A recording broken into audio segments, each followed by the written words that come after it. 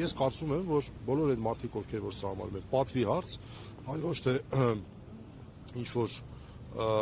բարիքներ ձեռք բերելու հարց, այդ մարդիկ ունակ են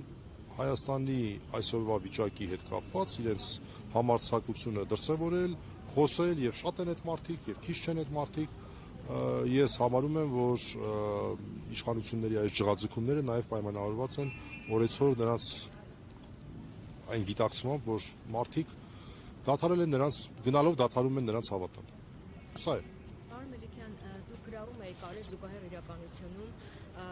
բռնության կոչեր են արվում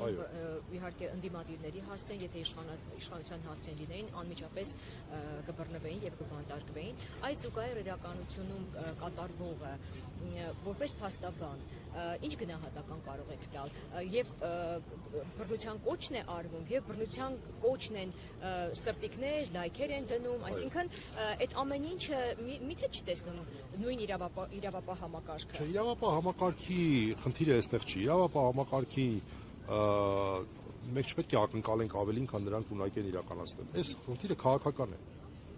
Օրինակ, կոնկրետ ձեր մատնանշած գրառումը վերաբերում է Միհրան Հակոբյանի նկատմամբ հարձակման վերաբերյալ ընդամենը մի լրատվականի, ընդամենը մեկ նյութի տակ իմ ճեպազրույցը լուսաբանող 11 ակնհայտ աներկբա բռնության կոչի, որոնցից յուրաքանչյուրի պարագայում որևէ եթե ընդդիմադիր նման բաներ ասել, որը իհարկե ողջունելի չէ որևէ պարագայում, հաստատ նրա նկատմամբ քրեական հետապնդում էր արել։ Չեմ ասում, որ ձերբակալվել էր, չեմ էլ պնդում, որ պետք է ձերբակալել, չէ, առհասարակ ես կողմ չեմ ազատությունից զրկելուն խոսքի համար, բայց գոնե քրեական հետապնդում կհարուցվեր եւ այս մարդկանց նկատմամբ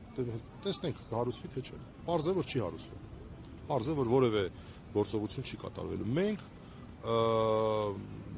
չպետք է այս ամեն ինչը հաշվի առնելով թեվաթափ լինենք եւ պետք է հասկանանք, որ եթե այսօր 2025 թվականի դեկտեմբերի 10-ը կեղծավորության օրն է, այն օրն է, երբ հետույք բառը եթերում ասելու համար մենք ունենք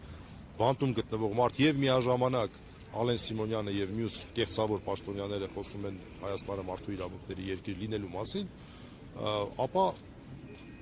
գոնե հույս ունենանք, որ մյուս տարի ուղիղ 1 տարի հետո մենք իսկապես կունենանք մարդու իրավունքների օր եւ Հայաստանի բոլոր քաղաքացիները կունենան իրենց մարդու իրավունքների հռչակագրով սահմանված իրավունքների երաշխիքներ, այնպես ինչպես իրականում կար մեր երկրում։ Խնդիրներ միշտ է եղել, բայց գիտեք, եթե մենք հիմա համեմատում ենք այսօրվա խնդիրները եւ ասենք օրինակ 8 տարի առաջվա խնդիրները, դա նույնն է, որ օրինախախտում է եւ մարդասպանությունը եւ կարմիր լույսի տակ ճանապարհ անցնելը։ Պարոն Մելիքյան, մի հարց էլի,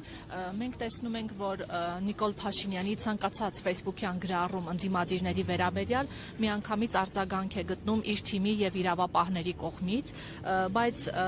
Փաշինյանը նաեւ հայտարարել է, որ բռնության դիմողները պետք է բացահայտվեն, արժանանան թե քաղաքական, թե իրավական գնահատականի։ Ինչու այդ քաղաքական եւ իրավական գնահատականը չհետևեց իր գրառմանը։ Ես այս պահի դրությամբ ուզում եմ մի փոքր այսպես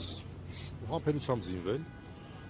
խոսքը վերաբերում էր բնականաբար Միհրան Հակոբյանի նկատմամբ հարձակմանը, որտեղ ես հրապարակավ հայտարարել եմ, հիմա էլ եմ ասում, իրավապահները, որոնց որ հանձնարարված է այս գործը, խումբ է ձևավորվել, աշխատում են։ Հենց հիմա էլ ես գալիս եմ մի քննչական գործողությունից, որ Միհրան Հակոբյանի հետ իրականացնում են։ Թող իրենց գործը անեն։ Թող իրենց գործը անեն։ Թող ապացուցեն, որ գոնե այս փոքր հարցում մենք սխալվեցինք, իրենք ճիշտ էին։ Բայց մենք տեսնում ենք օրինակ 3 տասնյակ քաղաքացիներ բռնության այս միջադեպի հետ կապված բռնությունը արդարացնող գրառումներ են անում, մեկնաբանություններ են թողնում եւ որևէ հայտարարություն չկա օրինակ որ այդ մարդկանց նկատմամբ քրեական հետապնդում է սկսում։ Այսօր առավոտն եմ ես 1 առ 1 մեկիկ հանել եմ եւ տեղադրել եմ։ Տեսնենք։ Պարզ է ինչ է լինելու, բայց այսպես ասեմ, ես մի քիչ էլ անհույս լավատես լինելով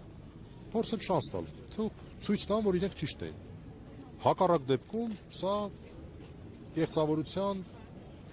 եւս մի դրսևորում է, հերթական դրսևորում է, չէ՞ նոր բան չի։ Այս մարդիկ նոր չի որ պետք է կեղծավոր դառնային։ Իսկ այսօր Հայաստանում ես համարում եմ, որ ոչ թե մարդու իրավունքների օրն է, այլ պետական կեղծավորության օրն է։ Շնորհակալություն։ Ստաբար Հայաստանի մասով